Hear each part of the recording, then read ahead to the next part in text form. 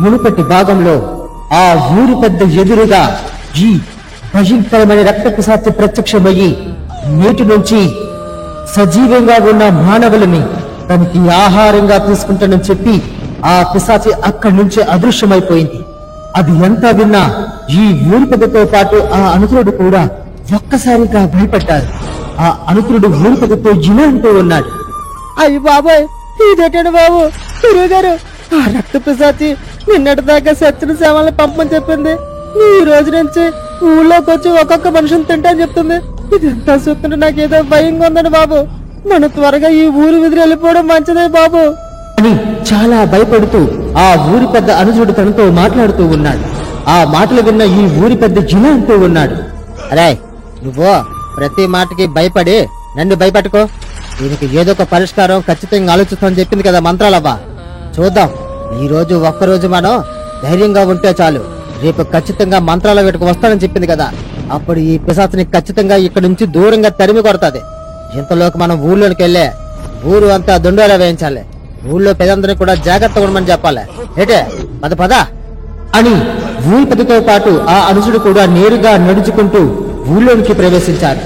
ఊరి పెద్ద చెప్పిన విధంగానే ఒక వ్యక్తి దొండోరా వేసుకుంటూ ఊరు అంతా తిరుగుతూ ఉన్నాడు. ఊర్లో ప్రజలందరికీ విజ్ఞప్తి, ఊరి శివన్న ఉన్న రక్త పిశాచి ఊళ్ళోనికి వస్తానని చెప్పి నేరుగా మన ఊరి పెద్దతో చెప్పింది. అందరూ జాగ్రత్తగా ఉండండి. ఎవ్వరూ విల్ల విడిచే ఇంట్లోంచి బయటకు రాకండి. ఏంటి అందరూ జాగ్రత్తగా వినాలి హో అని చెప్పి ఆ వ్యక్తి దొండోరా వేసుకుంటూ ఊరు అంతా తిరుగుతూ ఉన్నాడు. అది అంతా విన్న ఈ గ్రామ ప్రజలందరూ తమలో తాము ఇలా అనుకుంటూ ఉన్నారు, అరే ఇదేట్రా, నిన్నటి దాకా రక్త పిశాచి సచ్చిన శవాల్ని తింటానని చెప్పింది. కానీ ఇదేటి ఈ రోజు ఈ ఊరి పెద్దతో ఈ మనుషులు చంపుకు తింటానని చెప్తుంది. అరే బాబాయ్, అరే నాకు ఎందుకో ఈ ఊళ్ళో ఉండడం అంత మంచిది కాదనిపిస్తుందిరా. మనం త్వరగా ఈ ఊరి నుంచి వెళ్లిపోవడం మంచిది. పదండి వెళ్ళిపోతాం అని ఆ గ్రామ ప్రజలందరూ మాట్లాడుకుంటూ ఉన్నారు. అనుకునే విధంగానే ఆ గ్రామ ప్రజలందరూ నేరుగా ఊరి పెద్ద వద్దకు వచ్చారు. ఊరి పెద్దతో ఆ గ్రామ ప్రజలందరూ ఇలా అంటూ ఉన్నారు, అయ్య బాబాయ్, అయ్యా ఊరి పెద్దగారు, మేము ఇక నుంచి ఈ ఊర్లో ఉండడం ఎవరి తరం కాదు. ఆ రక్త పిశాచి శవాలు తింటానని చెప్పి ఈ రోజు నుంచి నేరుగా ఊళ్ళోనికి వచ్చి ఒక్కొక్కరు చంపుకు తింటానని చెప్పిందట కదా. ఇక మేము ఈ ఊర్లో ఉండి మా ప్రాణాలను రక్త పిశాచి మేము ఇవ్వం. మేము ఎలాగైనా ఈ ఊరు వదిలి వెళ్ళిపోతామండి.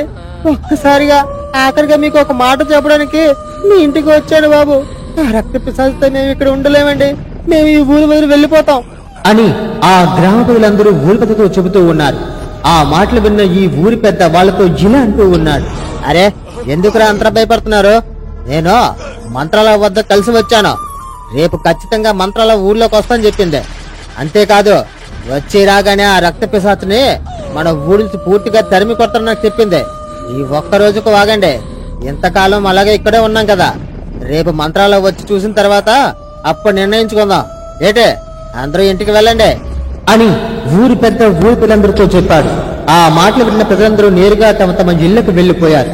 ఊరి పెద్ద తన అనుచరుడితో ఇలా అంటూ ఉన్నాడు, అరే ఊళ్ళో పెద్దందరూ చాలా భయపడిపోతున్నారు. ఆ రక్త పిశాచి నిజంగా ఊళ్ళోనికి వచ్చిందంటే ఇక ఊర్లో ఎవ్వడో మిగలడో. సరే ఏం చేద్దాం? అనుకున్న విధంగానే మంత్రాల వస్తానని చెప్పింది కదా. మంత్రాల వచ్చిన తర్వాత మనకి ఖచ్చితంగా ఏదో ఒక న్యాయం చేస్తది. ఆ పిశాచిని మాత్రం ఊళ్ళో ఉండనికుండా చేస్తదిలే. సరే సరే అందరూ జాగ్రత్తగా ఉండండి అని ఊరి పెద్ద తన అనుచరులతో చెప్పి తమ తమ ఇళ్లలోనికి వెళ్లిపోయారు. సరిగ్గా రాత్రి 1 గంట సమయమయ్యింది. ఊరు చివరిన ఉన్న ఆ రక్త పిశాచి అరుస్తూ కేకలు పెడుతూ నేరుగా ఊళ్ళోనికి వచ్చింది. ఊరు నడిమధ్యలో ఇంటిలో ఉన్న కొందరిని తన చేతులకు తీసుకుని తనకి ఆహారం దొరికిందని గట్టిగా నవ్వుతూ ఇలా అంటూ ఉంది, నాకు నరబలి మాంసం దొరికింది. ఒరే నరుడా, ఇప్పుడు నిన్ను నీ రక్తాన్ని తాగి నీ మాంసపు మొక్కలను నమిలుతారు. చెప్పాను కదరా, ఊళ్ళో ఒకరు వచ్చి నాకు ఆహారంగా మారాలని చెప్పాను కదా. ఎవరూ రాలేదు. అందుకనే నేనే నేరుగా ఊళ్ళోనికి ప్రవేశించి నా ఆకలిని తీర్చుకుంటున్నాను అని రక్త పిశాచి చాలా గట్టిగా అరుస్తూ ఉంది. ఇంతలో ఆ వ్యక్తి ఈ రక్త పిశాచితో ఇలా అంటూ ఉన్నాడు, అయ్యి బాబాయ్, ఇదిగో రక్త పిశాచి, దయచేసి మమ్మల్ని విడిచిపెట్టు. రక్త పిశాచి నిజంగానే నీవు లేకపోతే ఊళ్ళో జనాలందరూ నీ నోట్లోనే చనిపోతారు. దయచేసి నన్ను విడిచిపెట్టు. రక్త పిశాచే, నన్ను విడిచిపెట్టు. అరే ఎవరైనా కాపాడండిరా, ఈ రక్త పిశాచు నన్ను తప్పుకు తినేస్తుంది అని చాలా గట్టిగా అరుస్తూ ఉన్నాడు. అదంతా ఈ రక్త పిశాచి ఏమాత్రం వినకుండా ఆ వ్యక్తిని ఒక్కసారిగా తన చేతిలోని ముందరి నుంచి శిరస్సును వేరు చేసి రక్తాన్ని తాగుతూ గట్టిగా అరుస్తూ ఊరినడి మధ్యలో నడుచుకుంటూ వెళ్లిపోతూ ఉంది. ఆ శరీర భాగాలను ఊరినడి మధ్యలోనే విసిరేసి దూరంగా వెళ్లిపోయింది. ఇది అంతా తమ తమ ఇళ్లలోంచి చూస్తూ ఉన్న గ్రామ ప్రజలందరూ ఒక్కసారిగా హడిలిపోయారు. వాళ్ళందరూ ఇలా అనుకుంటూ ఉన్నారు, ఒరే పాపమరా, శ్రీనిగాని చూడు రక్త పిశాచి ఎలా చంపకు తినేసిందో. ఒరే ఇక ఈ ఊళ్ళో ఉంటే మనం అందరం కూడా ఇలాగే చచ్చిపోతాం. ఆ రక్త పిశాచి ఇప్పుడు మానవ రక్తనాన్ని రుచి చూసింది. ఖచ్చితంగా రోజుకొకరికి ఖచ్చితంగా బలి కావాల్సిందే. ఈ ఊరి పెద్దేమో మంత్రాల వస్తుంది, ఖచ్చితంగా ఈ పిశాచిని తరిమి కొడతానని చెప్పాడు. కాబట్టి ఈ ఒక్కరోజు కళ్ళు మూసుకుని ఉందాం. రేపు మాత్రం ఖచ్చితంగా అందరం ఊరు విడిచి వెళ్ళిపోదాంరా, లేకపోతే ఈ పిశాచి నోట్లో పడి అందరం చచ్చిపోతాం అని గ్రామ ప్రజలందరూ తమ తమ ఇళ్లలో మాట్లాడుకుంటూ ఉన్నారు. ఇంతలో సరిగ్గా తెల్లవారింది. మంత్రాలవ నడుచుకుంటూ నేరుగా ఊళ్ళోనికి ప్రవేశించింది. ఊరి పెద్దను పిలిచి మంత్రాలవ ఇలా అంటూ ఉంది, ఊరి పెద్ద, ఎక్కడ ఆ రక్త పిశాచి వచ్చిన స్థలం? నాకు ఒక్కసారి ఆ స్థలం చూపించండి. ఆ పిశాచిని నేను నా మంత్రశక్తితో బంధించి ఊళ్ళోనికి రాకుండా ప్రవేశపెట్టి నా తపో బలంతో మంత్రశక్తితో దానిని బంధిస్తాను. ఎక్కడ ఆ ప్రదేశం నాకు చూపించండి అని ఈ యొక్క మంత్రాలవ్వ ఊరి పెద్దని అడిగింది. ఆ మాటలు విన్న ఊరి పెద్ద ఇలా అంటూ ఉన్నాడు, అవ్వా, ఆ రక్త పిశాచి నిన్న రాత్రి కూడా ఊళ్ళోనికి వచ్చి ఒకరిని చంపుకు తినేసింది. ఇప్పుడు ఆ రక్త పిశాచి తిరిగి మరలా ఊరి చివరికి వెళ్ళిపోయిందవ్వా. ఆ ఊరి చివరిన ఉన్న ఒక చెట్టు దగ్గర ఉంది ఆ రక్త పిశాచి. వెళ్ళండి అవ్వా, వెళ్ళండి త్వరగా. మళ్ళీ సాయంత్రం అయితే ఆ రక్త పిశాచి ఆకలి మొదలై ఊళ్ళోనికి ప్రవేశిస్తుందవ్వా. త్వరగా వెళ్ళండి అవ్వా, మా ఊరిని కాపాడండి అని ఊరి పెద్ద మంత్రాలవతో చెబుతూ ఉన్నాడు. ఆ మాట విన్న మంత్రాలవ సరైన చెప్పి నేరుగా ఊరి చివరిన ఉన్న ఆ చెట్టు వద్దకు వెళ్ళింది. చెట్టు వైపు చూస్తూ మంత్రాలవ ఏవో మంత్రాలు చదువుతూ ఉంది. ఓం క్రీం మాయా శక్తి, ఓం క్రీం రక్త పిశాచి, ఓం క్రీం హరి శక్త అక్షరి, ఓం క్రీం ప్రత్యక్షకం అని మంత్రాలు చదవగా ఒక్కసారిగా ఈ రక్త పిశాచి అక్కడికి ప్రత్యక్షమైంది. మంత్రాలను చూసి ఆ యొక్క రక్త పిశాచి గట్టిగా నవ్వుతూ ఇలా అంటూ ఉంది, ముసలి, ఎవరివే నువ్వు? నేరుగా నా ముందుకే వచ్చి ఏవో భయంకరమైన మంత్రాలు చదువుతూ ఉన్నావు. ముసలి దానివైనా సరే నువ్వు మానవుడివే కదా. ఈ రోజుకి ఆహారంగా నిన్ను స్వీకరిస్తాను. నీ రక్త మాంసాలను నాకు ఆహారంగా తీసుకుంటాను. రావే ముసలిరా అని చాలా గట్టిగా అరుస్తూ ఉంది ఈ రక్త పిశాచి. అది ఎంత విన్నా ఈ మంత్రాలవ్వ రక్త పిశాచితో నేరుగా జిన అంటూ ఉంది, ఆగు దేవకన్య, ఆగు. నీ యొక్క గత చరిత్ర నాకు తెలుసు. నువ్వు ఎందుకు ఇలా రక్త పిశాచిగా కూడా మారావో కూడా నాకు తెలుసు. నీ యొక్క శాపానికి విముక్తి కూడా నాకు తెలుసు. కానీ ఈ గతమంతా ఇప్పటి వరకు నీకు గుర్తులేనందువలన ఊర్లో ప్రజలందరినీ చాలా హింసించావు. ఈ రక్త పిశాచ రూపం నీకు మరికొద్ది రోజుల్లోనే దూరమైపోతుంది. నీవు తిరిగి మరలా దేవకన్య రూపంలోనే నీవు తిరిగి నీ దేవలోకానికి వెళ్ళిపోతావు. కానీ అంతవరకు నీ గతం గుర్తు రాకుండా ఈ భయంకరమైన రక్త పిశాచ రూపంలోనే నీ శాపం అనుభవించాలి. నీ రక్తదాహానికి చుట్టుపక్కల గ్రామ ప్రజలందరూ తమ తమను బలి ఇవ్వడానికి ఎంతో భయపడుతూ ఊరిని విడిచి వెళ్ళిపోదామనుకుంటున్నారు. నీ రక్తదాహం తీర్చే ఆ ప్రక్రియ నేను చెబుతాను. నువ్వు నేను చెప్పిన విధంగానే ఈ ఊరి చివరన నూతిలో బందీగా పడి ఉండు. నేను ఖచ్చితంగా రోజుకి ఒక మానవుణ్ణి నీకు ఆహారంగా పంపించి తీరుతాను. కానీ వాళ్ళ శిరస్సు భాగాలు మాత్రం నువ్వు తిరిగి మరలా ఆ బావి పైన పెట్టి ఉంచాలి.